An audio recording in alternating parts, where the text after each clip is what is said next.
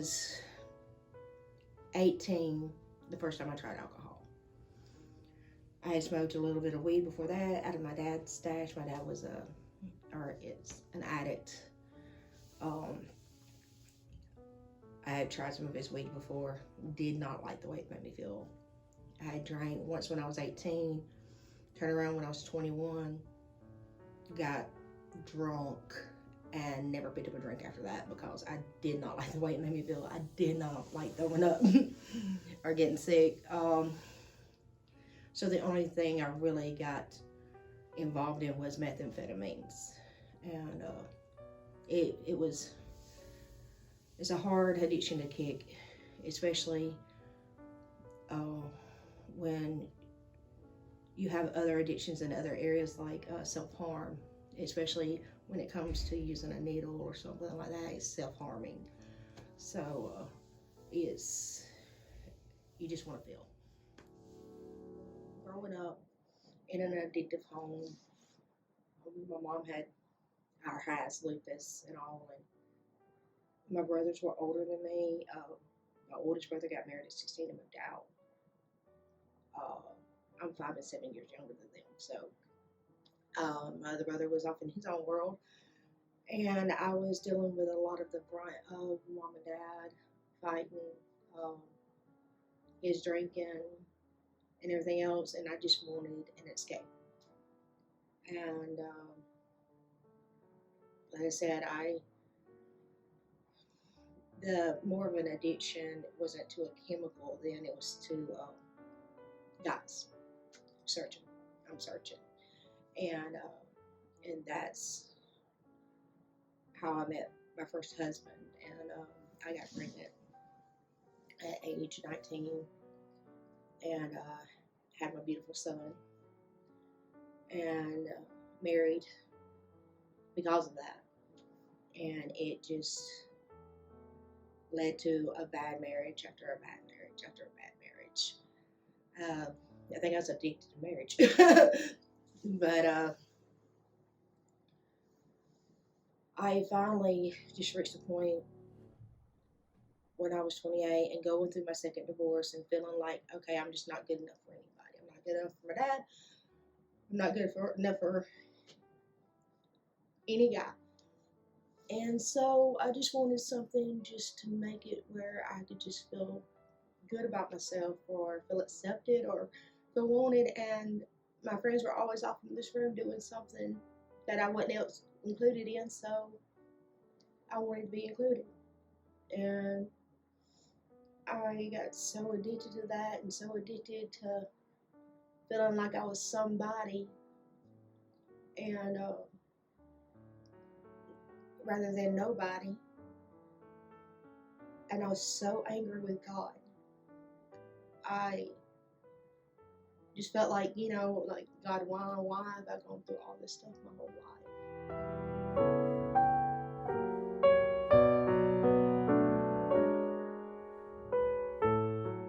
Oh, addiction cost me so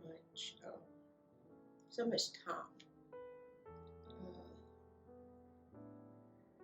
It cost me a real relationship with somebody. It cost me actually being wanted by somebody, or actually just having a family that I've always wanted. When I turned around and I got addicted the first time,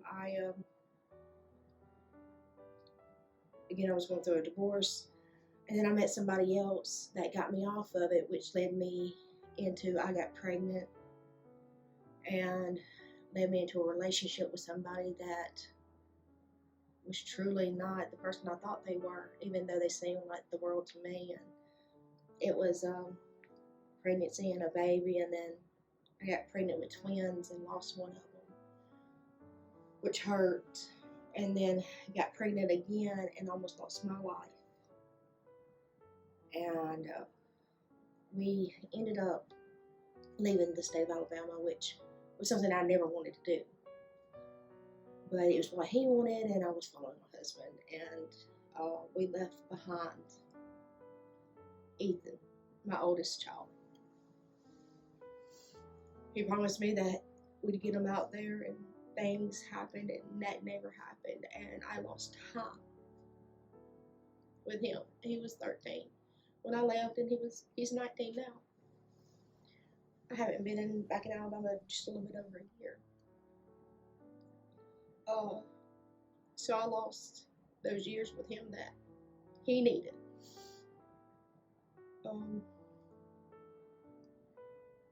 I have 3 more kids in Oregon that I haven't seen in 3 years.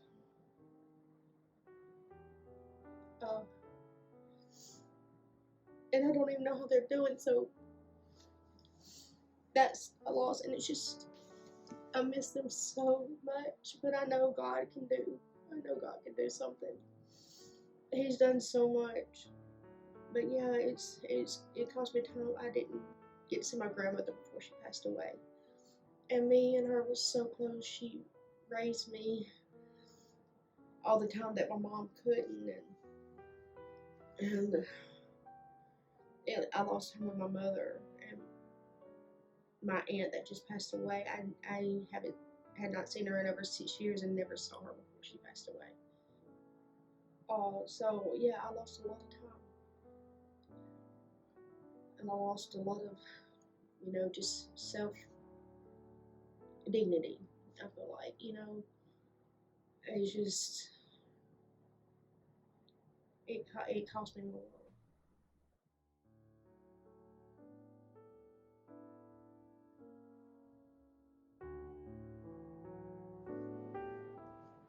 So I grew up in the church, in Valley View Church of God in Sylacauga, and there were people that was in my life my whole life, and so in my addiction on the streets, I had went into Dirt Cheap in Sylacauga, and honestly, I don't even know why I went in there that day.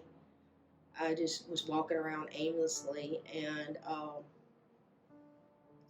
ran into Paulette, and she looked at me again. She goes, Amber, and she started talking to me, ministering to me. And at the time, I was posting all these just down and out things on Facebook. Well, for the past few years, I had been, and she was talking to me about that. And I was doing my best to try to convince her I wasn't in addiction anymore. No, I don't need rehab. I'm good. And she seen right through it, of course. But she left, and I ended up walking down the road. She was parked on the side of the road down the road, and she was on the phone with Darlene. And she got Darlene to talk to me, and they're like, you can come up, we can be here tonight. And I'm like, oh, I got a doctor's appointment tomorrow. I can't come tonight. I've got to go to this doctor's appointment. And Darlene goes, just get up here and we can help take care of all that. Don't worry about it. I'm like, I just don't know. And she was persistent. So Paulette had to leave to go take her husband some dinner. She was supposed to meet me back up there, and I ran. I ran for 2 weeks, and then I called her back. And she told me that Darlene wanted me to call her myself. So I did. And I told her I was ready. And they made sure that I got up here. And I remember walking through that door, and it was dark because everybody was at storefront. Of course, then I didn't know what that was. And I remember walking in with my little backpack purse and my other little purse with the outfit I had on and another outfit in my bag, and just junk all in my purse, nothing else, not a dime to my name at the time, and sitting down on the floor in front of the front office, and for her to go through my stuff, and her taking me to my bed and being able to sleep in a bed, which is something I had not been able to do in a while. And I'm blessed to be told about City Lights.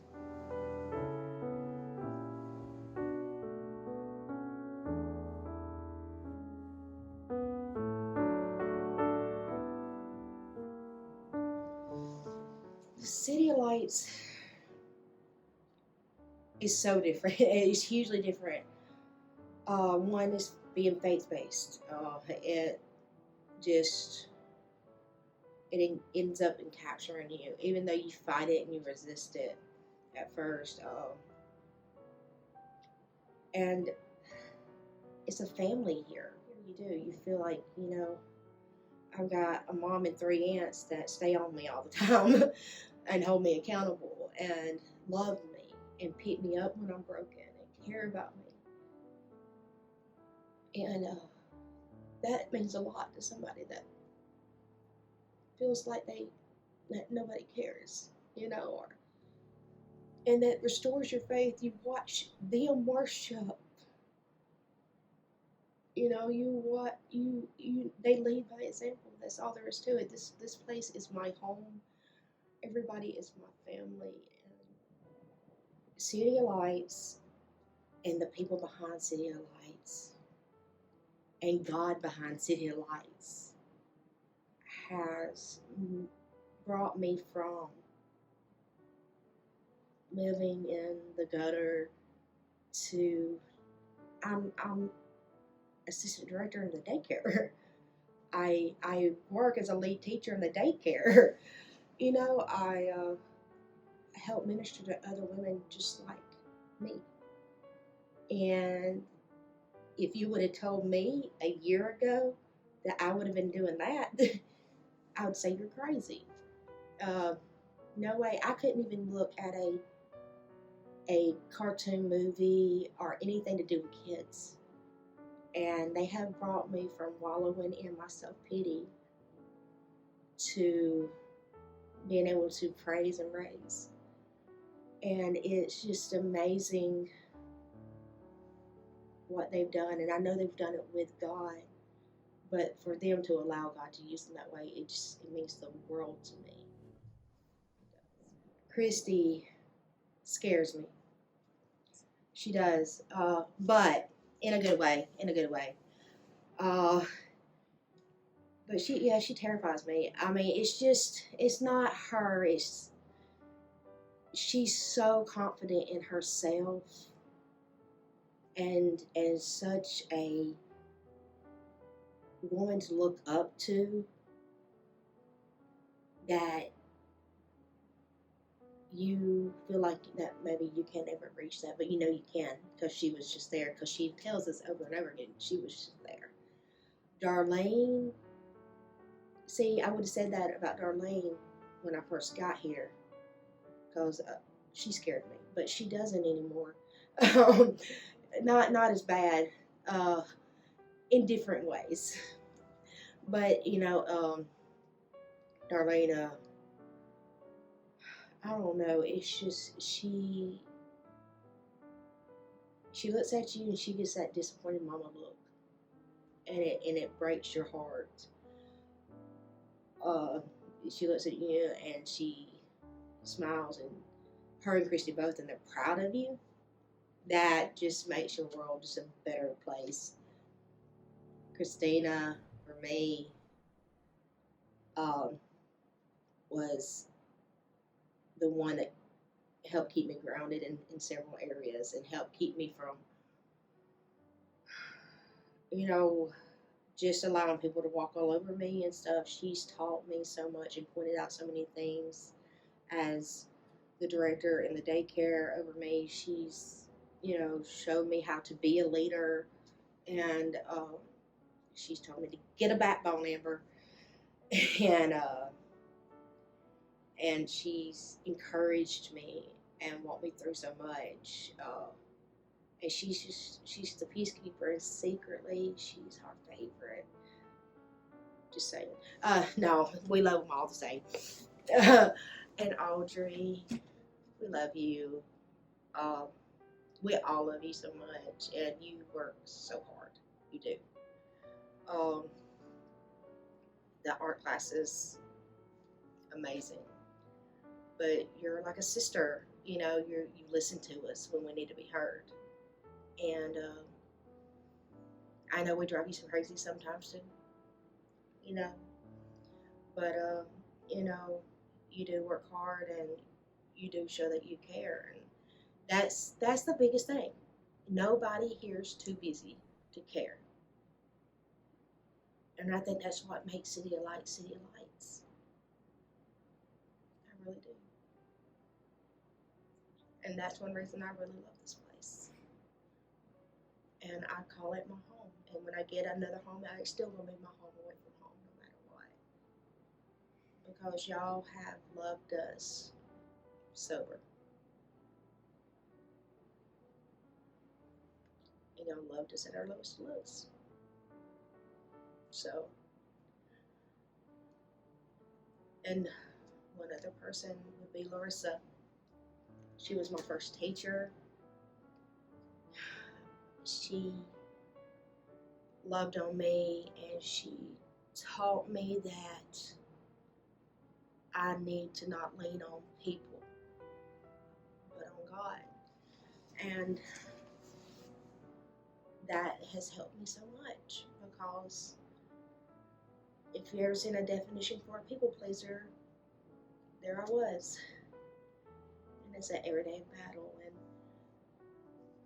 the people that have been in and out of here, different mentors, different counselors, different teachers. We've had so many different teachers, and y'all don't realize what one little sentence y'all may have said to us, or one little word, or one little encouragement, or one little prayer, or taking us out to eat, or, on a pass when we have nobody around,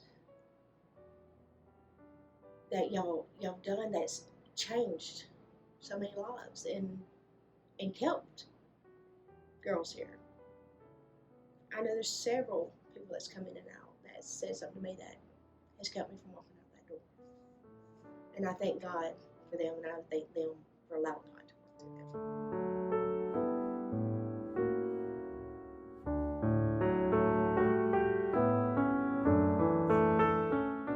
I've learned how to work with 30 women. I've learned how to not get up to go to the bathroom every 5 minutes. I've learned how to not be in control, but in a good way. I've learned how to love someone where they're at. I've learned a lot of scriptures. I have read way too many books, but I also have learned through them Quorum, which is about daycare. I've gotten certificates for daycare. I got my ready to work. So, yeah, I've learned so much, and I've learned how to pack a lot of boxes and play a lot of Tetris, not the game. Um, I've learned how to put a thrift store together, tear it apart, and put it back together correctly. Um, I've learned how to look at something for what value it may hold rather than what it looks like. I've just learned so much here. And I have learned how to make Christy and Darlene mad, and I have learned how to make them happy. So, yes, I've learned a lot.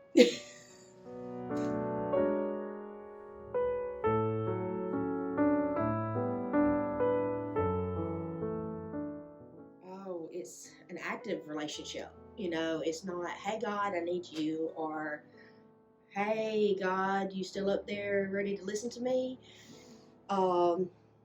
Or, it's just not me begging for what I want. It's me worshiping God and thanking Him for the day, and just going to church every day. And I haven't done that since I was younger. It's intimate. It's a friendship. It's everything that I was looking for in people and in the world. And people are people, and God is God, and God's the only one that can be everything that you need. And He's the only one that can pick you up from a completely broken state and put you back together. And even with all your little imperfections, still love you. And I love that about God.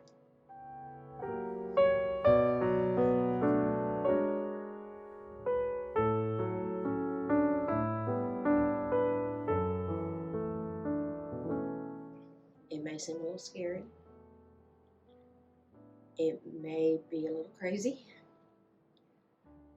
and overwhelming, but if you listen to the staff members and the ones above you and the ones that are here to really help you, you can make it. You can become a brand new person. You know, you can get over it's not just addiction, it's all the hurts and all the pain, and they help see you through it, and they will help see you through it. And there are more people on your side than you know. I know when I was brand new and laying in that bunk crying, wanting to leave to nothing. You know, I had a bed, but I wanted to leave because it's hard. It's hard to have change. It's definitely hard to have structure. But I had two girls come up to my bed. One was my room lead, and Michelle. And she sat on my bed. And she turned around and she looked at me. She goes, "It's going to be okay. And we're here to help you see you through it." And that right there meant the world to me. And of course, we go through our days. I'm going to leave. Darlene looked at me. She goes, "Give me 72 hours. Oh, no, 48 hours. I apologize. Give me 48 hours. She didn't do nothing spectacular or wham bam. She was who she is. And I stayed. And as many times as I wanted to run out the door, I stayed. And now here, a year later, and I just can't believe it's been a year later, I am a better person, a woman that has her identity, physically has her identity, and spiritually has her identity. And about to move on to better and bigger things, and what God has in store for my life is unlimited.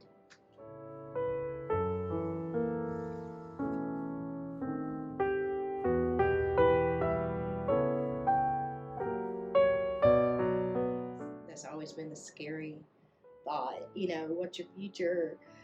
And I think my future holds staying in contact with my family here, but just it's actually, I have a future. I have a future. That's the whole point for me, is where there's darkness, there was light. There's light, and I actually have a future. I want to stick around and help out. I want to give back, but I really want to reach out and help those that are just like me. I want to be able to advocate for women and young women too, and youth. That's really where my heart even lies, is I really want to do something in the field of young adults or youth that are struggling with addiction. Because if we can get to them early, we can really, really help them. I'm going to do my best to, reach out and try to have some kind of contact with my children. I'm looking towards getting my license back, so I can be a free driving woman. But it's something that somebody here has repeated to me over and over again, or repeated to all us girls, is to see who you want to be and strive to be that woman. And it's funny because I see a piece in different staff members that I want to be, to become the woman I want to be. And it's just amazing how God lays these people, and even old staff members that's no longer with us, to be able to have that heart you see in somebody, to be able to stand up for yourself. That was a hard one. But yeah, my future really looks bright and hopeful and joyful.